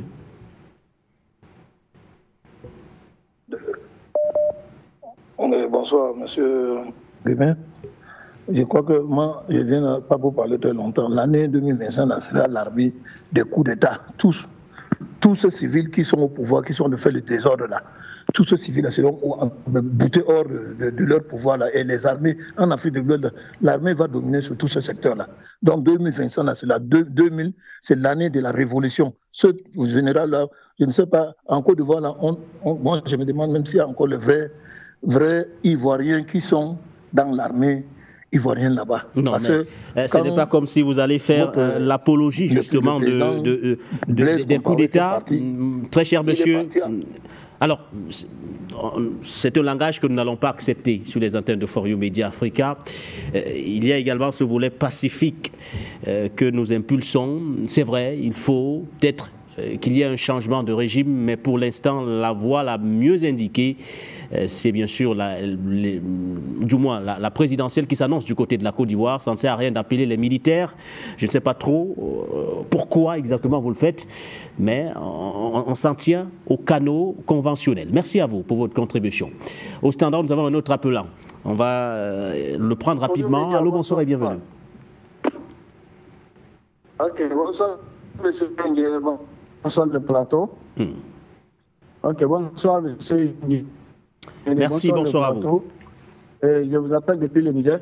Donc, je voudrais intervenir à ajouter quelque chose, juste un mot sur ce que mon prédécesseur venait de dire. Je vous appelle depuis Dosso, une région frontalière avec le Bénin. Par rapport à la sortie du général Doumbia, le général Kani avait donné des preuves. Il y a combien de pays au sein de la CEDEAO? Pourquoi le général Kani n'avait pas accusé certains de ces pays-là? Mais il a accusé la Côte d'Ivoire et le Nigeria et le Bénin, parce que ces pays-là sont impliqués. Comme le disait mon prédécesseur, l'agent de renseignement Jean-Noël Boké, s'appelle là, avait bel et bien dit que la Côte d'Ivoire la France avait placé 2000 soldats français en Côte d'Ivoire pour pouvoir attaquer le Niger. Pourquoi n'a-t-il pas fait par rapport à cela? Et par rapport aussi aux 500 que le président Ouattara avait dit qu'il ne pas apporter un démenti. Encore, c'est lui qui a le courage aujourd'hui de sortir et dire que non, faire un communiqué, s'asseoir dans son bureau, faire un communiqué pour insulter le général Kani. Nous, le général Kani a donné des preuves palpables qui sont là, qui accablent réellement le pouvoir ivoirien. Donc c'est à travers les jeux. Pourquoi? Parce que c'est peut-être, j'ai dit bien peut-être, lui qui a un tout petit peu de crédibilité. Ni Ouattara, ni son premier ministre, ni son ministre de considération auprès des Ivoiriens, à plus forte raison des autres Africains. Donc c'est pour cela, il s'est permis de jouer à ces jeux-là. Et lui, même le général Doumbia, tout le monde le connaît, on sait qui il est, on sait comment il est arrivé à ce niveau. On sait que c'est un mercenaire qui aujourd'hui, si moi, même en tant que Nigérien, je lui offrais plus que ce que Ouattara lui offrait, il allait être à ma solde. Donc, c'est que sa réaction ne nous surprend guère. Donc, c'est à nous, membres de de faire très attention. Je pense que la communication est très mauvaise. Vous revenez quand vous voulez, très cher monsieur, vous revenez quand vous voulez, les codes d'accès restent affichés. Vous appelez les autorités nigériennes à soumettre toutes les preuves qu'elles ont à leur disposition, ces preuves qui incriminent aujourd'hui la Côte d'Ivoire, impliquée justement dans ce projet de déstabilisation par le biais de la formation de tous les irrédentistes réfugiés nigériens. Merci à vous pour votre contribution. Nous prenons 2 ou 3 derniers avant de revenir provisoirement sur le plateau. Allô, bonsoir et bienvenue. Oui, bonsoir, M. Guéné. Moi, c'est Koudé, je vous appelle de la Côte d'Ivoire. Bonsoir à vous. Bon, merci. Enfin, ce qui se passe au-delà, vraiment, c'est un peu déplorable, quoi. Quand on accuse à chaque fois la Côte d'Ivoire va faire ceci, la Côte d'Ivoire va faire cela, c'est pas juste. C'est pas juste. Je me rappelle très bien, c'était pas en 2019 ou 2018, là. Il y avait une polémique en Côte d'Ivoire ici contre les mêmes Nigériens. Là. Mais ce qui a créé ces polémiques-là, ils ont pris là-dedans, ils l'ont jeté en prison à cause des Nigériens. Au fait, Ouattara ne travaille pas pour lui-même. et travaille pour tous les habitants de la Côte d'Ivoire. Tu vois un peu? Tu es ivoirien, tu es étranger. En tout cas, ici, là, tout le monde est protégé de la même façon. Mais à chaque fois, quand il y a les discours, ça dit sans tête, sans queue, là, vraiment, c'est fatigant, c'est chiant. C'est pas bon. Le monsieur se bat tous les jours pour sa population. Mais pour sa récompense, c'est ça qu'elle a et c'est normal. C'est pas bon. Les agents qui sont en Côte d'Ivoire ici, là, demandez-les. Les gars vivent comme en Côte d'Ivoire. Soyons sérieux. Hein? Soyons sérieux. On ne peut pas construire l'Afrique comme ça. Hein? Applaudissez pour les autres, ou puis rabaisser les autres, là. C'est pas bon. Mettons-nous au travail, mettons-nous ensemble. Dans ça, on va tout gagner au fait. Hein? Ouattara ferait du mal. Il est là pour protéger les Africains, ici, en Côte d'Ivoire. Hein? Oh, vraiment, je ne suis pas du tout content. Ce que Tiani a fait là, moi, vraiment, c'est un peu déplorable. En tout cas, moi, à mon avis, il doit faire une sortie pour présenter ses excuses à les Ivoiriens avec le président Ouattara. Ça, c'est moi, mon avis. Voilà, ces excuses là, j'attends ça au fait. Donc, c'était. Excusez-moi pour le truc. Bonsoir. Nous n'avons pas à vous excuser. C'est votre point de vue. Le général de brigade Abdourahmane Tiani devrait donc s'excuser parce que vous estimez, entre autres, que ça ne sert à rien, entre autres, de tirer sur tout le temps sur la Côte d'Ivoire alors qu'on adoube les autres. Merci pour votre participation, c'est votre point de vue et nous le respectons. Ça, c'est un principe sur les antennes de For You Media Africa. Au standard, nous prenons un avant-dernier appelant. Allô, bonsoir et bienvenue.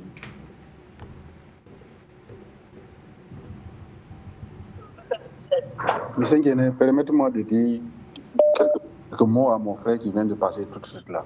Quand il dit que lui demande que le général Tiani soit pour demander des excuses à M. Ouattara. Ce n'est pas le même Ouattara qui lui dit que Tiani n'est qu'à excuser. Ce n'est pas le même Ouattara qui était prêt avec son bataillon.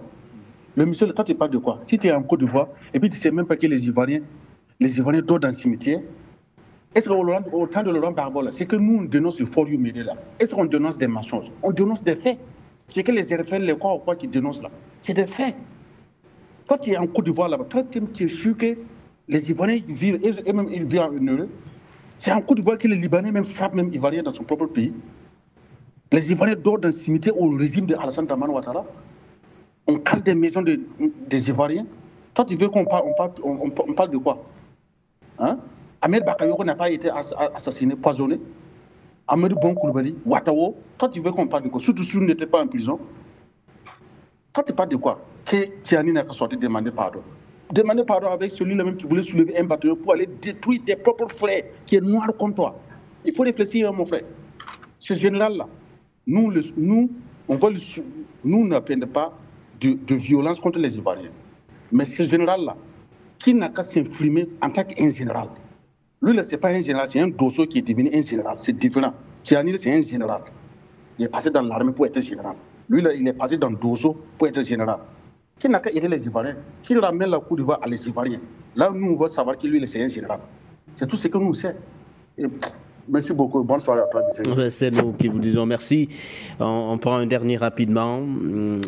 Allô et bonsoir et bienvenue.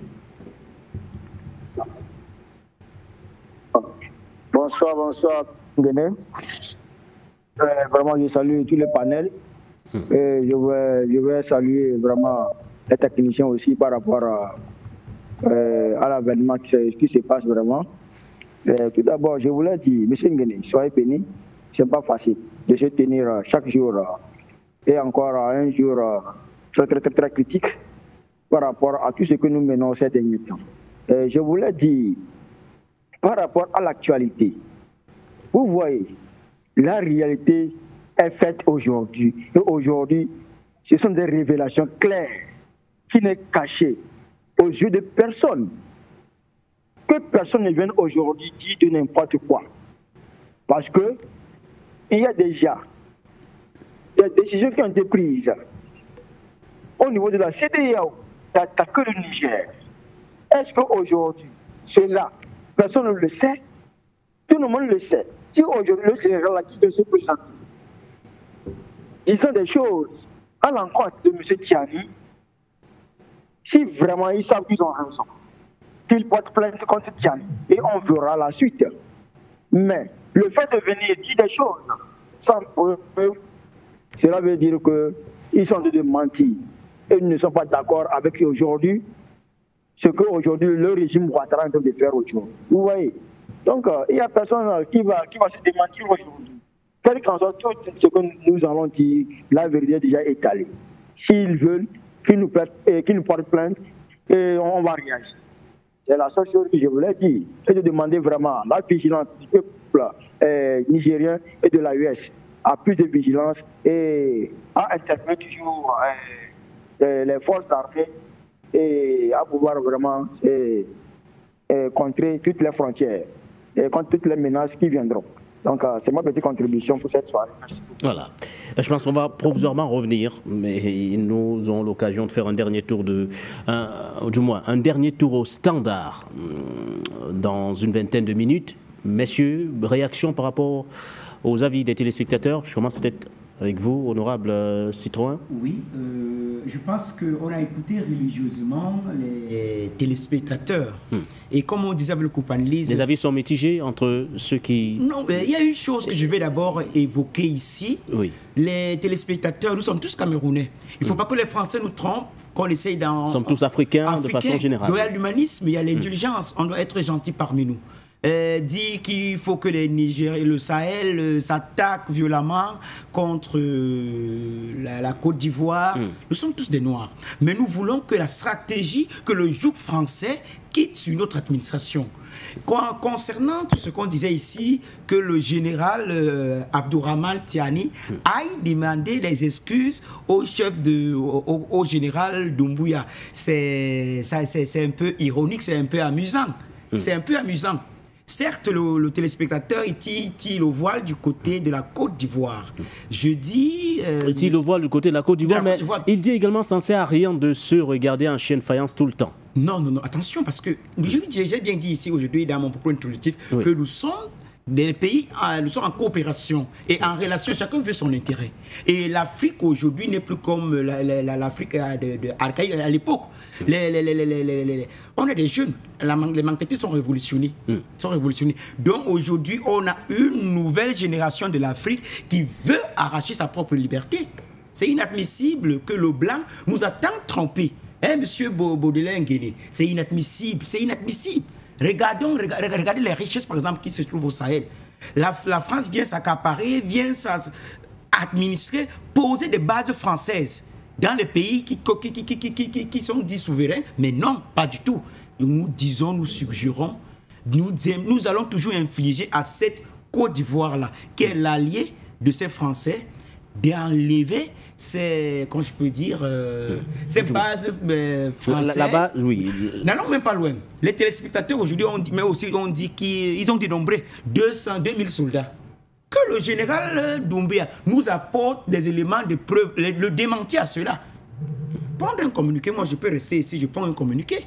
Mais s'il se réfère à cela sans élément de conviction, ce qui est sûr, je suis sûr que d'ici peu, nous sommes en début de semaine, le général Abdourahmane Tiani va faire une sortie musclée. Voilà. En dépit de ce que vous avez relevé, Sylvain de Bogou, il y en a tout de même qui relèvent que ça ne sert à rien d'adouber certains dirigeants au détriment d'autres.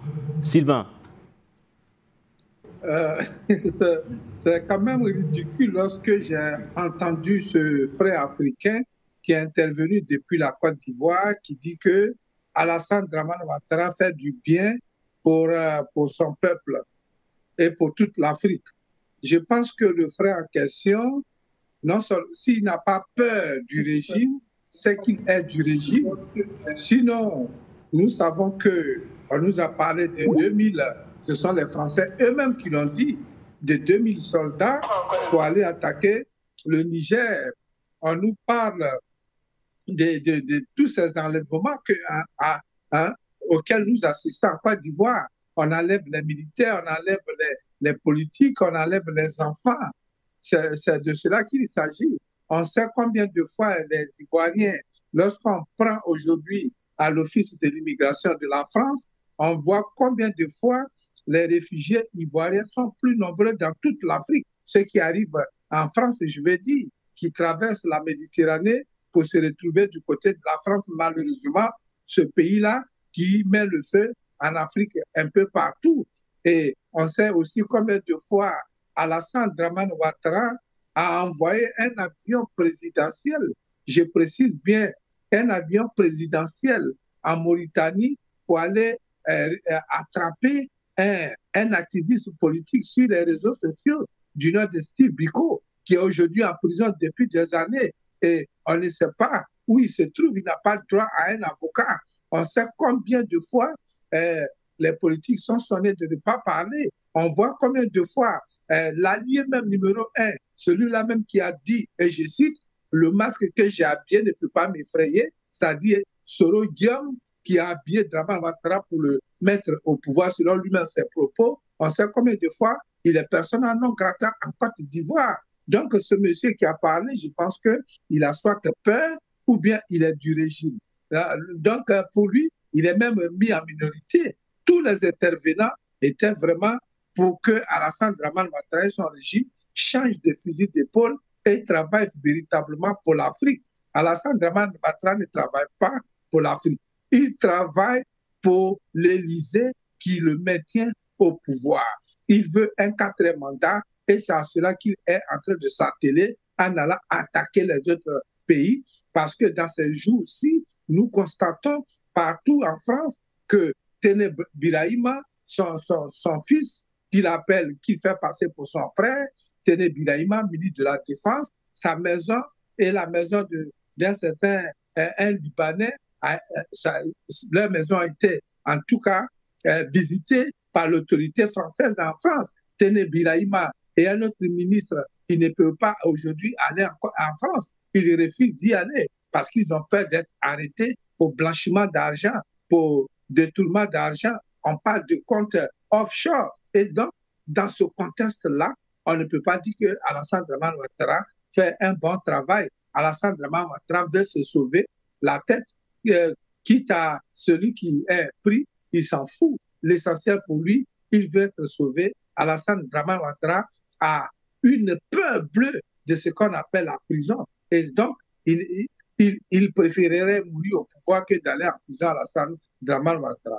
Donc, pour intervenir, je demande aux Africains, surtout aux Ivoiriens, lorsqu'on parle de la Côte d'Ivoire n'est pas mise sur le banc des accusés de façon gratuite. Les preuves sont là. Il y a des Français aujourd'hui qui sont en train de parler, qui suivent au moins les débats qui se passent en France sur toutes les antennes, où aujourd'hui des voix se lèvent pour dénoncer ce que la France fait en Côte d'Ivoire. Toutes les enquêtes qui sont aujourd'hui aux trousses des dirigeants qui sont autour d'Alassane Dramane Ouattara, pour ne pas dire contre Alassane Dramane Ouattara lui-même. Pour le moment, on le couvre. Sinon, en réalité, c'est lui la tête, c'est lui le capitaine de l'équipe, et donc c'est lui qui commet tous ces crimes. Il faut que les Ivoiriens soient vigilants dans leurs interventions, parce que tout ce qu'ils sont en train de semer dans la sous-zone pourrait retomber sur nous. Parce qu'en crachant à l'air, le crachat revient sur notre visage.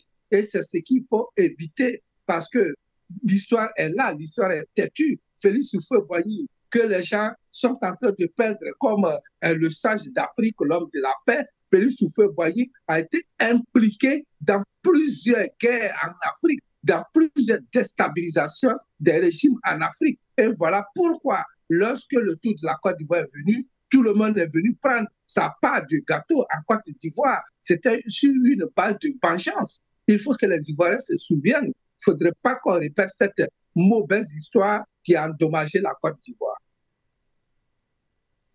Est avec nous, il réagit depuis la Côte d'Ivoire justement. J'avais dit qu'on devait provisoirement fermer le standard, mais nous sommes là, nous sommes de retour. Le jeune héritier, bonsoir et bienvenue. Bonsoir monsieur, bonsoir panafricanisme, bonsoir mon tonton qui est de l'autre côté, bonsoir à vous. Vous savez, j'ai regardé l'émission et j'ai vu mon jeune frère appelé depuis la Côte d'Ivoire dans mon pays où je suis. Je vais lui dire que je suis en Côte d'Ivoire, hein, et je suis né en Côte d'Ivoire. et je suis ivoirien de père et de mère. Voilà. Et je connais la Côte d'Ivoire. Et je connais un peu les villages de la Côte d'Ivoire, puis je connais les villes de la Côte d'Ivoire. Donc quelqu'un ne peut pas me parler de la Côte d'Ivoire et puis mentir. Voilà. Et puis je connais ma langue nationale, ma langue maternelle, paternelle, je connais, puis je maîtrise. Je suis de la Côte d'Ivoire. Alors quand je parle de la Côte d'Ivoire, je ne parle pas à hasard. La fois passée, je vous ai dit que non, j'avais eu une réunion des Dozo à Benjeville. Lui, il savait ça. Mais moi, je savais ça déjà. C'est pour dire que j'ai des informations aussi chez moi en Côte d'Ivoire. Vous savez, depuis que j'ai commencé à écouter For You Media, je sais ce qu'ils appellent. La personne qui appelle, c'est les gens de cyberactivistes qu'on paye 1 million par jour. Ce sont eux. Parce que For You Media, là, ça les dérange. For You Media les dérange. Voilà. De 2002 à 2010. For You Media les dérange. De 2002 à 2010, il sait ce qui s'est passé en Côte d'Ivoire. Ou bien il n'était pas en Côte d'Ivoire. C'est les jeunes, ils ont recruté en 2010, et puis ils ont pris les armes contre les frères. Ils sont devenus des cyberactivistes, et lui, bon, on les paye 1 million par jour. Il est sur les réseaux sociaux. Moi, je vois depuis ses commentaires, lui, il a appelé, hein, il fait des commentaires. Un jour, il a envoyé un message pour lui dire, appelle pour participer, mon frère. Bon, maintenant, votre réaction personnelle. Votre réaction personnelle maintenant. C'est contrôlé. Je dis, oh, il faut. Et quand on parle de la France, il y a des gens qui s'énervent. Non. Les projets de ponts qu'ils sont en train de faire là, c'était autant d'un tiers où Bédié était au pouvoir. Moi, je connais un peu, je suis allé à l'époque, je connais l'histoire de Côte d'Ivoire. Les projets de ponts qu'ils sont en train de faire, les routes qu'ils sont en train de faire, ça c'était au temps de Thiam. Quand Thiam il travaillait avec, il travaillait avec Bédié. Et c'est quand il y a eu le coup d'État qu'ils n'ont pas pu terminer le projet. Le projet était là. Et c'est juste ce projet, ils sont en train de travailler là. Ils sont venus au pouvoir là. Regardez leur entourage. Et puis regardez l'entourage de Gbagbo Laurent. Faites un peu les confusions. En fait, quand on veut parler, ils disent qu'on n'insulte pas les gens. On n'insulte pas les gens. On parle parce que la réalité de la vie, ça se développe. On est dans un système où on n'avance pas et on travaille dur et c'est les gens qui s'enrichissent. Les Africains travaillent dur et c'est les autres qui s'enrichissent. Et les gens ne regardent pas ça, hein. Mais comme on les donne des billets de 10 000, 1 million là, oh, la vie est arrivée. Non, on défend l'Afrique. Regardez un peu l'emploi de Gbagbo, puis regardez, Gbagbo, il a enseigné des jeunes. Quand Gbagbo n'est pas là, il y a un Gbagbo qui est là. Mais je vous dis, on touche du bois, si demain, si Ouattara n'est pas là, le RDP, on appelle ça une communauté. Moi, j'appelle RDP une communauté, ce n'est pas un parti.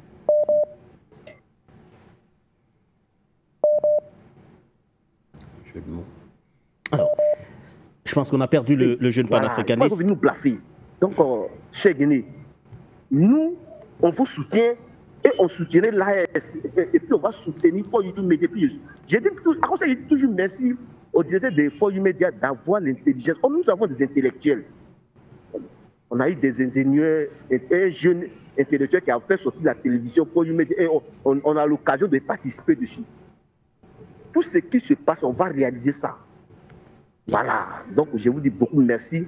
Et que Dieu nous fasse qu'après demain, nous nous trouver ensemble pour pouvoir bien fêter et se saluer. Bonne émission à vous, bonne soirée et que Dieu vous bénisse. Merci, c'est nous qui vous disons merci. Merci beaucoup à vous. Le jeune panafricaniste depuis la Côte d'Ivoire. Je pense que nous allons rester au standard et si le temps nous le permet, nous dirons un mot. Vraiment un mot sur la deuxième thématique de cette émission du Point sur l'actualité. Allô, bonsoir et bienvenue. Bonsoir. Bonsoir, monsieur. Bonsoir. J'appelle là comme ça pour parler par rapport à monsieur qui venait d'appeler en Côte d'Ivoire. Alors, éloignez-vous de votre télévision à la maison ou alors baissez complètement le volume de ce dernier parce que nous avons un double retour à notre niveau. Ok. Voilà. Bien. Donc, c'était pour parler par rapport au monsieur de la Côte d'Ivoire qui intervenait et qui demandait que Tian demande pardon au président de la Côte d'Ivoire.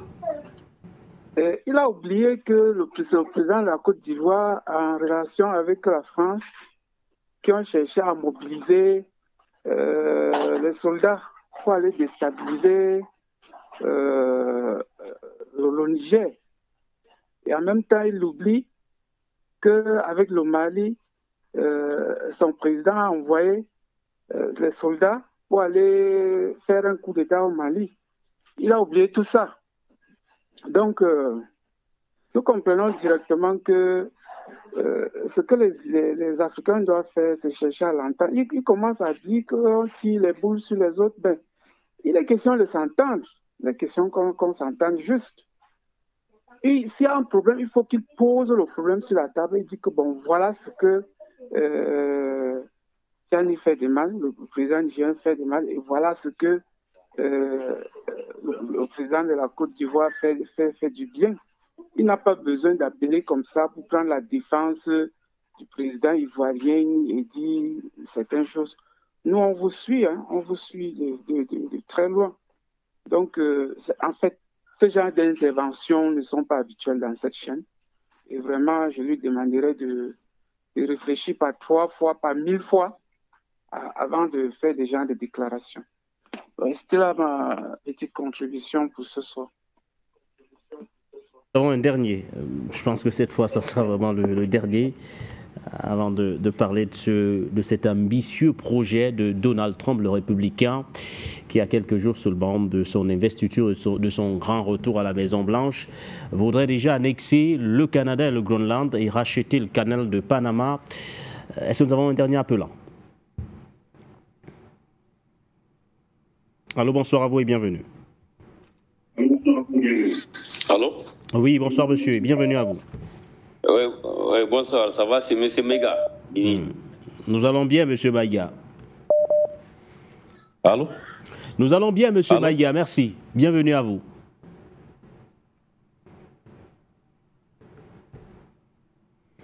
Nous vous écoutons, monsieur Maïga, vous êtes en direct, vous êtes à l'antenne. Alors, bonjour, Fario Medji.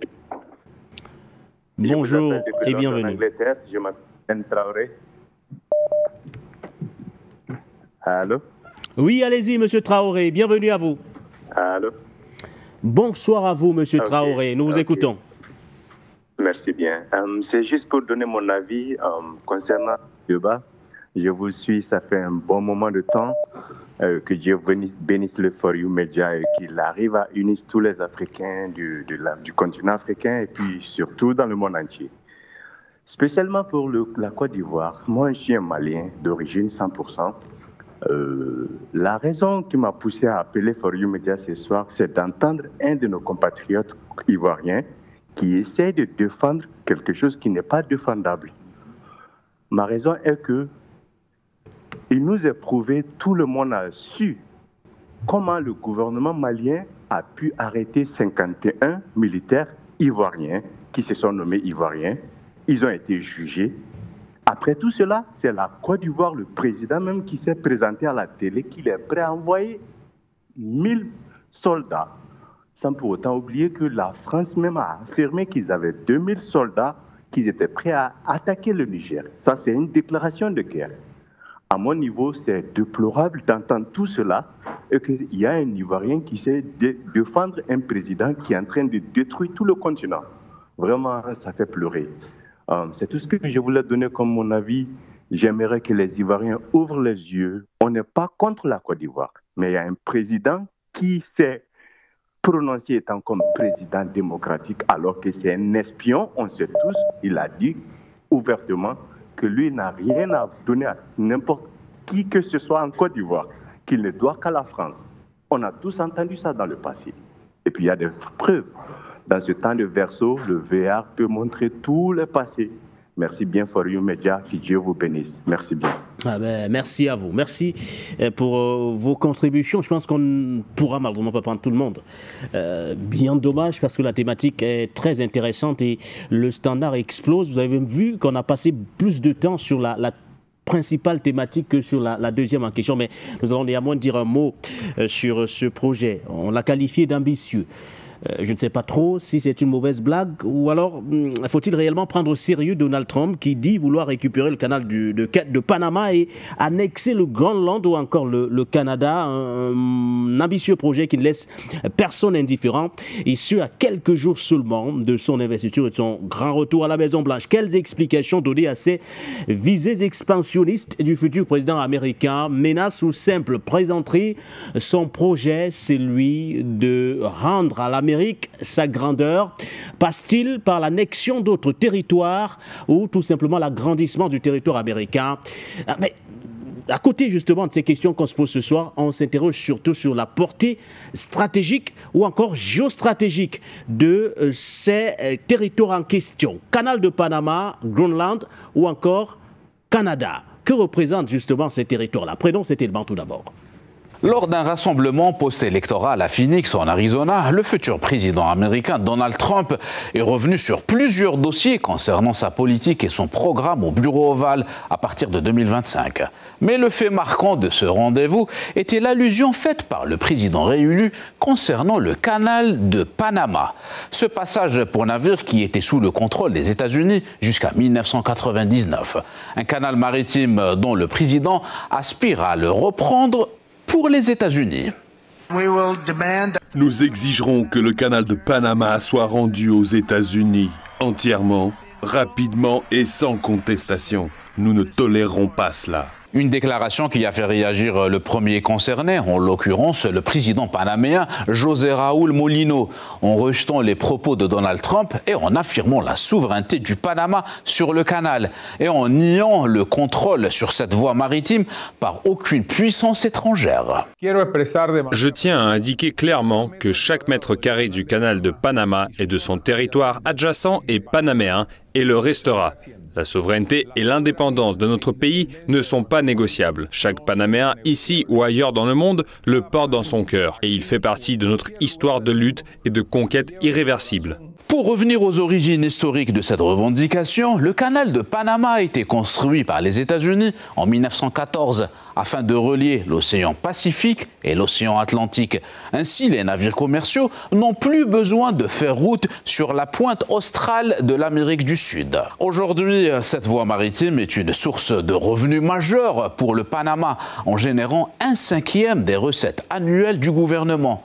Washington cède le contrôle de cette voie navigable au Panama en 1999, conformément à un accord ratifié entre les deux pays en 1977 durant le mandat de Jimmy Carter. Et aujourd'hui, en 2024, le président réélu Donald Trump exige sa restitution. Bienvenue au canal des États-Unis.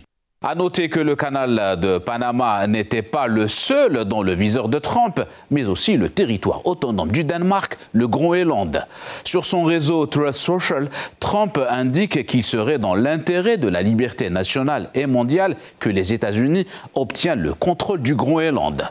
Réponse ferme et rapide du Premier ministre du Groenland, le territoire n'est pas à vendre. Pour des raisons de sécurité nationale et de défense de la liberté dans le monde, les États-Unis d'Amérique jugent que la possession et le contrôle du Groenland sont une nécessité absolue. Et du Groenland passe au Canada. Pour Trump, de nombreux Canadiens aimeraient que leur pays devienne le 51e État américain. Une excellente idée selon le futur président. Personne ne peut expliquer pourquoi nous devons subventionner le Canada pour un montant de plus de 100 millions de dollars par an. Cela n'a pas de sens. Beaucoup de Canadiens souhaitent que le Canada devienne le 51e État. Ils économiseraient énormément sur les impôts et la défense militaire. Je pense que c'est une excellente idée. 51e État. Entre une simple maladresse de discours ou une réelle ambition, le 47e président des États-Unis démontre une fois de plus son côté businessman dans sa politique étrangère.